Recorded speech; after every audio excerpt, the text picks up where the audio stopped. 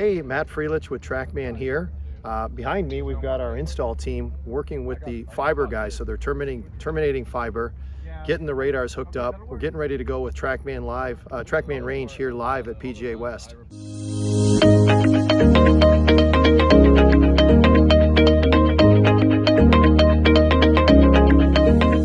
So my name is Brett. I'm here with TrackMan. I'm the project manager for TrackMan Range for the Americas and Australia and Japan. And so we're out here at PGA West, and we are about day 4 into the installation process. It's going to be a very large install. This is our largest install in North America with over 7 radars, which it covers the largest teeing area we've ever covered in the US, which is pretty awesome. And so once you're out here on the range, you will be able to just stand on any location on the grass area, and your shot will be picked up from anywhere.